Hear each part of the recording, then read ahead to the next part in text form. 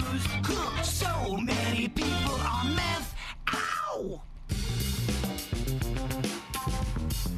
Crazy story where a Tesla slammed into a home in Pompano Beach, leaving the homeowner dealing with extensive damage.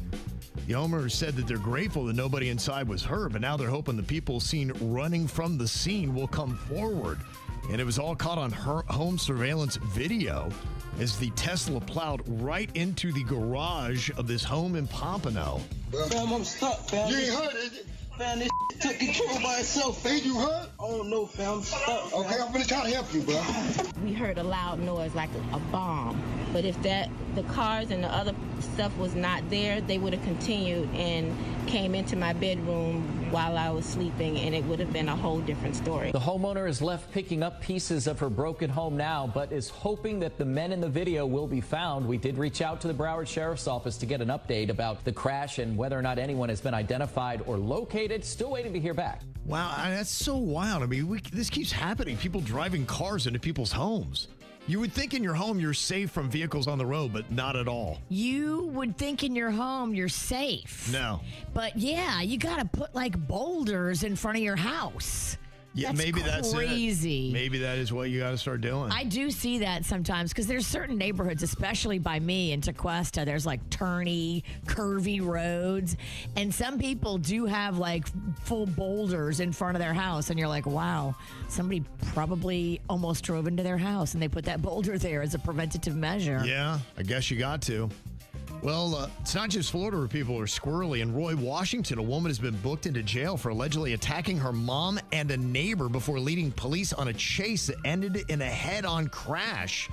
It all started when deputies responded to a domestic violence call. The caller said her 42-year-old daughter was completely naked and assaulted her with a gardening handsaw. Oh, my gosh. The woman even struck her mom and a family dog with a pickup truck. Sorry. That was is the dog insane. Okay? Wow. Insane. The mom and her daughter took her phone, so she had to run to a neighbor's house to escape and call 911. Deputies tried to pull the woman over, but she led officers in on a pursuit. They used that pit maneuver to stop the truck, and the woman, who was still nude, was arrested right after that and taken into custody. Please tell me there's video of this. There's video of everything. Yep. Unless we do something. And then sometimes it just doesn't work. And then we lost the video. Yeah. We didn't get it. Yeah. There's a driver in Texas that's now facing a manslaughter charge for killing rising boxer Hannah Rapp. This is an insane story. It was on Saturday morning. She was cycling with her boyfriend, and the driver, 31-year-old Charles Medina, sped past the couple. And Rapp's boyfriend decided to yell and raise his arms. Maybe he cut a little close or whatever. So the driver slams on his brakes, skids to a stop, and then puts his vehicle in reverse, accelerates, and slams into Rapp with his vehicle, knocking her backwards into the road. Oh, my. And he killed her. Yeah, he told investigators he believed the cyclists were trying to flag him down and reversed slowly. But deputies say, yeah, if you reverse slowly, we wouldn't see the skid marks right here. And it also crushed your rear hatch on your vehicle. That's not a slow. Yeah, now they've arrested on manslaughter charges. But I mean, that just sounds to me like straight out murder using your vehicle. I mean, horrible. Right. A car can turn into a weapon. It sounds like it did on this. Thank goodness that boyfriend was there to be the witness, because if it would have just been her by herself, he might have got away with it. Yeah. Because we wouldn't have known what happened to instigate him. Just insane. And the girl didn't even do anything. She was just cycling in front of her man. Her man said something to the guy that sped by. Right. And she got killed for it. Yeah. Yeah, it's wild. That's why it's not worth it. Damn. Not worth it. Yeah, people immediately flip out and try to kill people and yell at them on the road. There's a man in New York who's saying a concert goer urinated on him, his wife, and his 8-year-old niece during a Morgan Wallen show at Baltimore's M&T Bank Stadium on Saturday. And all kind of checks. Yeah, it could happen, yeah. Now, the thing that is kind of crazy about this story is that, he says that they turned around, they saw the guy, the urine was coming out, he was still exposed. So they run and they go and they tell the cops about it. And this is kind of where it all comes down. He's talking to the cops right here about saying, hey, go arrest this guy that peed on us. And again, I'm not blaming you because you can only do what the law is stating, right? But I'm going to make it known that I had a gentleman whip his out at a Morgan Wallen concert on me, my brother, and my niece, and the Maryland State Police can do nothing about it. Not a thing. And it's absolutely okay, and they're going to say, do what you want to do if you want to press charges. Well, they were just basically saying we hadn't seen anything, so we can't just go arrest somebody who's going to deny it. They got to investigate it. Yeah, and so when you're at a concert, sometimes it might be hard. I know there are cameras everywhere, but to have a camera being able to detect that in a crowd, especially if like you're in the lawn area, which that often will happen. So if someone's peeing on you, you have to film them?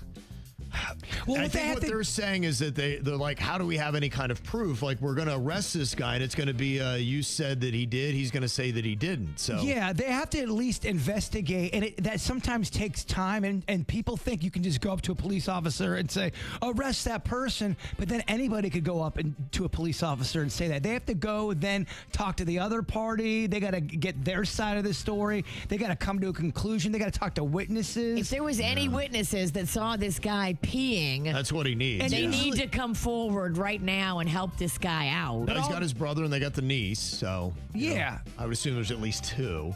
So we'll see. But here's a little bit of them talking about the incident.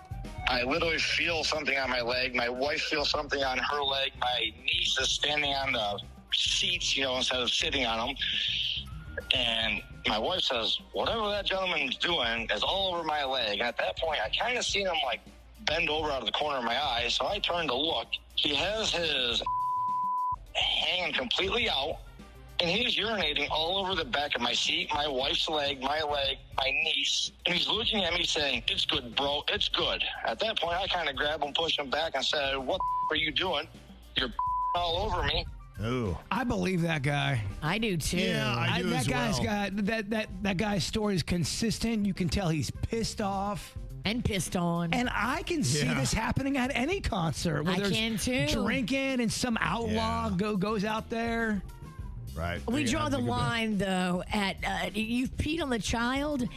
Now you're leaving on a stretcher. And the other thing, too, we always assume it's just alcohol. How do you know it's not alcohol and something else someone's on? True. Which makes them so out of their mind. He may not even remember any of it. Yeah. There's another video that's going viral. A Chicago Cubs fan smacked a younger man upside the head for not standing during the national anthem. America, bitch. That's what he said to him. Yeah. The younger man eventually did end up standing up after the smack, and Chicago police are aware of the viral video. So far, no police reports been filed. Here's a little bit of the incident.